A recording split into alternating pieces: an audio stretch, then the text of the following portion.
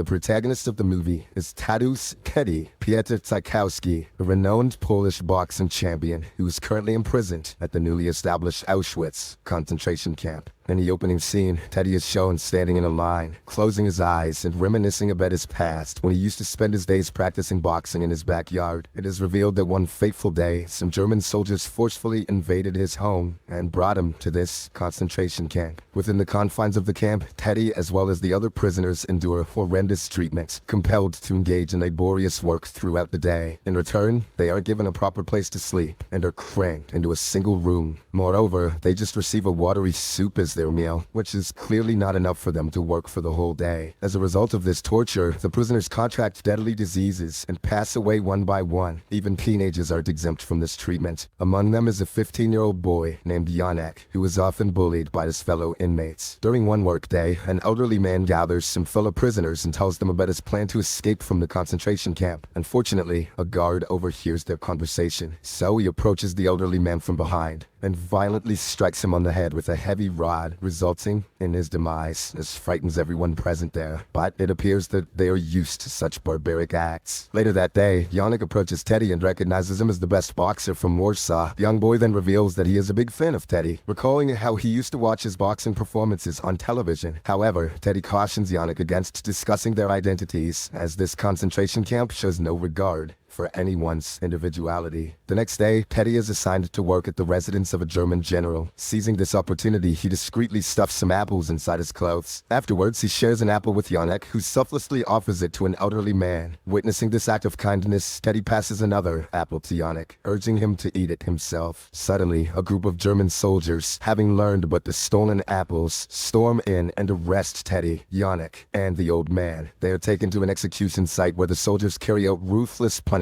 upon those who defy their orders. At first, the old man is instructed to place an apple on top of his head. However, instead of shooting at the apple, the soldier takes aim at the old man's head and tragically shoots him to death. The apple still hits the ground, and Isaac Newton is still right. After this, Teddy is also asked to position the apple in his own head, but the latter refuses and opts to eat it instead. Surprisingly, Teddy's display of courage impresses the soldiers, so they decide to spare his life. However, they seize Janek and subject him to a brutal punishment right in front of Teddy's eyes. This pains our protagonist a lot, but he cannot do anything about it. That night, Teddy, who is still overwhelmed by the guilt, regrets involving the young boy in all of this, which makes him unable to sleep. Meanwhile, a heart-wrenching scene unfolds as a large group of Jewish people, including little kids, are herded into a gas chamber. A soldier then pours lethal gas into the chamber, mercilessly snuffing out the lives of all those inside. As days pass, the prisoners' situation grows increasingly difficult, as they are forced to commence their brutal labor before sunrise with even less food than before. One day, a soldier tosses a piece of food onto the ground, triggering a desperate struggle among the starving prisoners to acquire it. The soldier seems to enjoy this scene, so he devises a new plan. He orders two prisoners to engage in a contest of slapping, promising that the winner will receive an additional piece of food. After the first round, Teddy is drawn into the competition. Using his skills as a boxing champion, he easily dodges his opponent's attacks and lands the winning blow. Dana White then appears and says, "I think I can make some money off of this." Shortly after, a German officer, who happens to be a boxer as well, arrives at the scene and challenges Teddy to a first blood match. The latter agrees right away, and so the match begins. From the very start, the officer launches relentless attacks against Teddy, but our hero skillfully evades every blow, and when the opportunity arises, he delivers a powerful punch to the officer's face, securing victory. Impressed by Teddy's technique and fearlessness, the German officer respects his skill and rewards him with a substantial piece of bread. Teddy then returns to his fellow prisoners and shares the food with them. As everyone is happily eating, Teddy notices that Janek is suffering from a persistent cough and cold due to the lack of proper food and rest. The illness gradually worsens, escalating into a fever that eventually develops into pneumonia. Deeply concerned for the boy's well-being, Teddy approaches the same German officer the following morning, pleading for some food and medicine. The officer agrees to help, but stipulates that Teddy must comply with his condition. Following this, the officer escorts Teddy to his superiors and tells them about his exceptional boxing skills. Recognizing the absence of any form of entertainment within the camp, the officer proposes organizing a boxing match where Teddy would face off against other fighters. Initially, the superiors express skepticism, doubting whether the skinny Teddy can endure even a minute in the ring. However, the officer manages to persuade his superiors, convincing convincing them to give it a try. The scene then cuts to the first boxing match within the camp, where Teddy is assigned to face another skilled boxer. As the match begins, Teddy finds himself cornered by his opponent in the first round. However, he makes a strong comeback in the second round, delivering a series of powerful punches that ultimately leads him to victory. This achievement not only impresses the German superiors, but also the son of the German general, Rudy, who is among the spectators. As a reward, Teddy is provided with extra food and water. He's also promoted to work in the horse stable, where he is assured with more food. Later that night, Teddy visits the camp's infirmary to have his wounds treated. Upon finishing his treatment, he approaches the nurse and requests medicine for pneumonia. Unlike the camp guards, the nurse appears to be kind, so she gives Teddy a bunch of different medications. After this, Teddy heads to the sick ward, where numerous workers are in critical condition. He administers pneumonia medicine to Yannick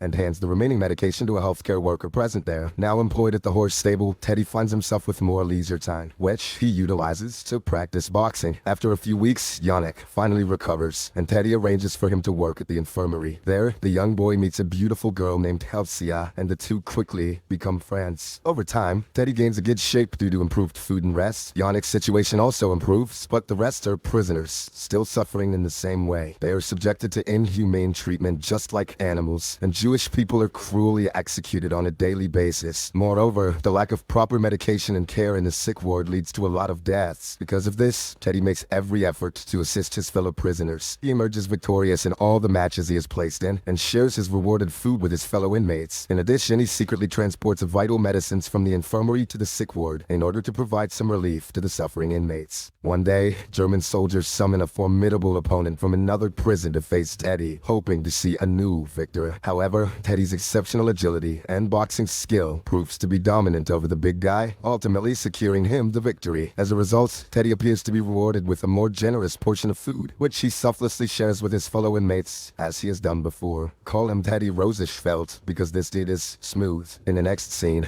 Rudy falls ill, and the doctor reveals that he has typhoid. Sadly, the young boy passes away because of the disease, leaving the general devastated. The following morning, Teddy observes lifeless bodies being carried outside the camp gate. To his dismay, the dead bodies turn out to be of those who Teddy defeated in the boxing match. Overwhelmed by guilt, he decides to no longer participate in any more fights. However, when Yannick gets to know of this, he urges Teddy to keep going, saying that he is the prisoner's only hope. That same night, as usual, a group of Jewish people are ordered to form a line and enter the gas chamber. This time, the group includes Halcia, who had been caught stealing food. One of the soldiers holds her at gunpoint, demanding she remove her clothing. Unexpectedly, the girl seizes the soldier's gun and shoots him instead. In a retaliatory response, the remaining soldiers open fire, tragically killing Halcia. Amidst the chaos, other innocent prisoners also fall victim to the gunfire. Yannick witnesses the horrifying incident from a distance and is devastated by the loss of Halcia. Later, it is revealed that the German general has also sustained a gunshot wound to his hand, due to which he is taken to the infirmary. There, she learns that Yannick was assigned to work in the infirmary without proper authorization. As a result, the general takes Yannick into custody and subjects him to torturous treatment. When Teddy learns of this the following day, he approaches the high-ranking officials and pleads for the release of the young boy. However, the officials deny his request. Determined to secure Yannick's freedom, Teddy proposes a deal. He offers to face the best German boxer, Hammerschlag, in exchange for Yannick's release. Teddy further stipulates that if the officials reject the deal, he will stop participating in any further matches. After a bit of deliberation, the officials decide to accept the deal. However, they have a plan in mind, so that Teddy doesn't win the match. The fight takes place in the evening, and both the opponents get ready. As the match starts, Teddy struggles to counter the barrage of attacks thrown by Hammerschlag. In the first round, he is easily overpowered by his adversary. However, in the second round, Teddy manages to land some significant punches on Hammerschlag. Witnessing their top boxer being beaten, the officials discreetly signal the referee to announce a round break. The officials then make Teddy drink a mysterious liquid before starting the third round. This unknown drink soon shows its effect, causing Teddy's vision to get blurred and making him feel dizzy. Turns out Hammerschlager is even more potent than Goldschlager. Exploiting this advantage, Hammerschlag delivers a powerful blow that knocks Teddy to the ground. With this, the German officials declare their boxer as the winner, concluding the match instantly. Shortly after, Teddy regains his footing and requests to continue fighting. In response, the soldiers bring forth a brutally injured Yannick and toss him in front of Teddy. The higher-ranking officials then command Teddy to fight against the boy, or else face the threat of Yannick being shot and killed. Our hero hesitates for a while, as he doesn't want to harm his best friend any further. Unfortunately, because of the slight deliberation, one of the soldiers ruthlessly shoots Yannick and kills him on the spot. Teddy is also tied to a pole and hanged there for a whole night. This is the first story I've read since coming back from vacation. These vibes suck. The following morning, a soldier releases Teddy from his restraints and instructs him to get back to work. However, he instead makes his way to the area where the deceased bodies are being cremated. With a heavy heart, Teddy searches for Yannick's remains, but only manages to find a toy that belonged to him. Clutching it, Teddy mourns for a while, but then gathers his resolve and makes a courageous vow to defeat Hammerschlag. With newfound determination, he then enters the boxing ring where Hammerschlag is fighting other prisoners. To everyone's astonishment, Teddy challenges the big guy to a duel, and the latter promptly accepts. Notably, a guest in the audience is revealed to be the warden of another prison, who recognizes Teddy from their encounter in Warsaw. Confident in Teddy's abilities, the warden places a bet in his favor. The match commences, and initially Teddy deliberately endures a barrage of punches from his opponent without retaliating. His face becomes stained with blood, yet he maintains a smile. But when he gets the perfect chance, Teddy counterattacks with a couple of solid punches that knocks the best German boxer to the ground, ultimately securing victory. The prisoners in the audience erupt with cheers, hailing Teddy as the champion of the Auschwitz camp. Impressed by his prowess, the warden of the other prison approaches the general and asks Teddy's transfer to their facility. As a result, Teddy is freed from the Auschwitz camp the very next day and transferred to another prison. In a post-credit scene, it is revealed that Teddy continued to fight in other concentration camps. Years later, he is ultimately liberated by the Allied forces. After returning to his hometown, Teddy starts training young children